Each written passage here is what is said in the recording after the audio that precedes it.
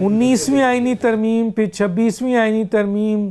پھر 27ویں آئینی ترمیم، اس کے میرٹ اور ڈی میرٹ پہ سر آپ خاص طور پہ 27ویں آئینی ترمیم کو کیسے دیکھتے ہیں سر؟ ڈاکٹر صاحب، اگر آپ نے 27th کانسٹیٹیوشنل امینڈمنٹ کے اوپر جانا ہے تو آپ کو تھوڑا سا ہسٹری کے اندر جانا پڑے گا اور تھوڑا سا انٹرنیشنل پرسپیکٹیو کے اندر جانا پڑے گا کہ کیا 27ویں یا 26ویں ترمیم جو آئی ہے وہ یکدم آئی ہے، یا اس کے پیچھے ایک ہسٹری ہے، یا اس کے پیچھے ایک پولیٹیکل کنسنسس تھا، یا پاکستان کی بار ایسوسیشنز جو ہیں ان کی ڈیمانڈ نہیں تھی، یا پاکستان کی سپریم کورٹ جو تھی وہ پینڈنسی کے ساتھ ساتھ جو ہے اپنے کانسٹیٹیوشنل جو ورک تھا اس سے جوڈیشل ایکٹیویزم سے ہوتے ہوتے کانسٹیٹیوشنل اوور ریچ اور پھر رائٹنگ آف دی کانسٹیٹیوشن پہ چلی گئی،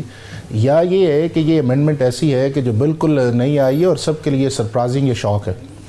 اب انٹرنیشنل پرسپیکٹیو کے اندر دیکھے جائے تو یہ جو کانسٹیٹیوشنل کورٹ ہے یہ 1920 سے آسٹریا کے اندر اسٹیبلش ہوئی، فرسٹ ٹائم اسپیشلائزڈ تھی کہ مقصد یہ تھا کہ آپ کے کانسٹیٹیوشنل میٹرز،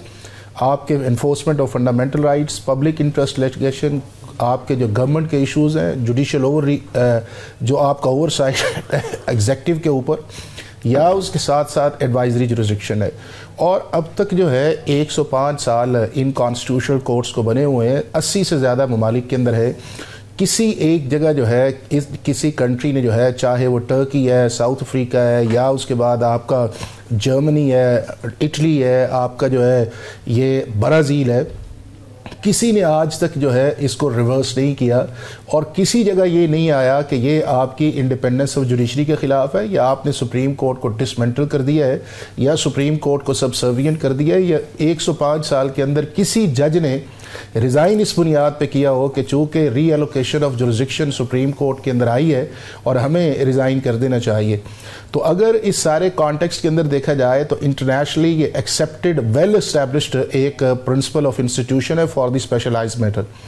اب یہ ہے کہ جب 2010 کے اندر 18ویں ترمیم آئی تو ذرا آپ ان ورکنگ پیپرز کو نکال لیں کہ جس کے اندر کانسٹیٹیوشنل کورٹس جو تھی وہ آپ کے کارڈ پہ تھی اور آپ نے بنانی تھی، لیکن چونکہ چیف جسٹس افتخار چودھری صاحب نئی لائرز موومنٹ سے آئے تھے اور وہ ہر چیز کو اپنے ہاتھ کے اندر لینا چاہتے تھے، اور پارلیمنٹ جو تھی چونکہ ایک بڑے میجر ری شفلنگ کی طرف جا رہی تھی کہ جو پریزیڈنسی کی پاور جو تھی وہ پارلیمنٹ کو دی جا رہی تھی، تو انہوں نے مناسب یہ سمجھا کہ ہمیں جوڈیشری کے ساتھ کانفرنٹیشن نہیں کرنی چاہیے،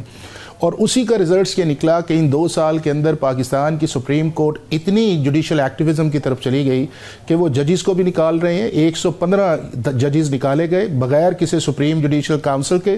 اور ان کی کوئی جسٹیفیکیشن نہیں تھی، نہ آرٹیکل 10A کو فالو کیا گیا۔ اور جب پارلیمنٹ نے تھوڑا بہت ٹون ڈاؤن کیا ان اپوائنٹمنٹس پروسیس کو، تو فوری طور پہ چیف جسٹس نے کہا کہ اگر آپ اس کو ریورس نہیں کریں گے تو میں 18th امینڈمنٹ جو ہے اس کو اسٹرائک ڈاؤن کر دوں گا، اور پھر فوری طور پہ 19th امینڈمنٹ آئی، اور اس امینڈمنٹ کو بھی 1 سال کے بعد سپریم کورٹ نے ریڈنڈنٹ کر دیا کہ جی یہ جو ہے جب ہم کو کہہ دیں گے تو وہی آئے گا۔ اب 15 سال کے اندر جو ہے سپریم کورٹ انبریڈلڈ پاور جو ہے وہ اختیارات استعمال کرتی رہی، ایلیویشن آف ججز کے اندر، اس کے بعد اپوائنٹمنٹس کے اندر، چاہے supreme court, high court, seniority کا پرنسپل جو ہے کبھی وہ فالو کرتے، کبھی بائی پاس کرتے، کبھی 184(3) جو ہے جو ڈسکریشنری جورسڈکشن ہے، ریگولر جورسڈکشن سپریم کورٹ کی نہیں ہے، لیکن آپ نے دیکھا کہ اس ملک کے پرائم منسٹرز بھی گھر گئے، اس ملک کے اندر لوگوں کو بین بھی پرماننٹ کیا گیا، اس ملک کے اندر آرٹیکل 63A کی جو انٹرپریٹیشن ہے وہ بھی اپنی مرضی سے کی گئی،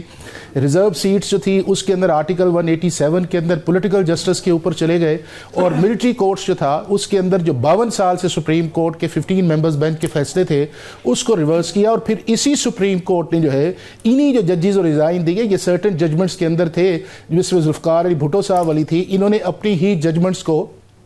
ریورس کیا، اور اس بنیاد پہ ریورس کیا کہ ہمارا کام جو ہے ری رائٹنگ آف دی کانسٹیٹیوشن نہیں ہے، نہ ریڈنگ انٹو دا کانسٹیٹیوشن ہے، یہ پارلیمنٹ کی لیجسلیٹو کمپیٹنسی ہے، اور ہمارا کام صرف انٹرپریٹیشن آف دی کانسٹیٹیوشن ہے۔ اب اس کانٹیکس کے اندر جو پولیٹیکل کلائمیکس اس ملک کے اندر آتا ہے کانفرنٹیشن کا، وہ 2022 اپریل کے بعد آتا ہے۔ 5 ممبر بینچ، 7 ممبرز بینچ اپنی مرضی کی چیزیں چلتی رہیں،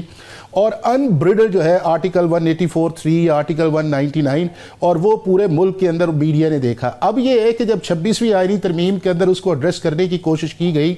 تو یہی جو کانسٹیٹیوشنل بینچ تھا اس کو جو ہے پھر سرنڈر کیا پاکستان کی پولیٹیکل پارٹیز جو گورنمنٹ میں تھی، اور یہ کیا پی ٹی آئی کے کہنے پہ، اور مولانا فضل الرحمان صاحب جو تھے انہوں نے پی ٹی آئی کو پولیٹیکل سپیس دی، اور انہوں نے کہا کہ جی آپ جو ہیں آپ کانسٹیٹیوشنل بینچ بنا لیں اگر یہ ہمارے ساتھ چلتے ہیں۔ تو ایک ایک چیز پی ٹی آئی کی مرضی کے ساتھ ہوئی، لیکن جو ہی وہ امینڈمنٹ پاس ہوئی اس وقت مولانا فضل الرحمان صاحب کو بھی ڈسکریڈٹ کیا گیا، کانسٹیٹیوشنل بینچز کو بھی ڈسکریڈٹ کیا گیا، انہیں بینیفیشری کا، اور آج تک آپ نے ان ججز کو مانا نہیں ہے، اور آپ نے کہا کہ یہ 4-5 جج صرف وہی انڈیپینڈنس آف جوڈیشری ہیں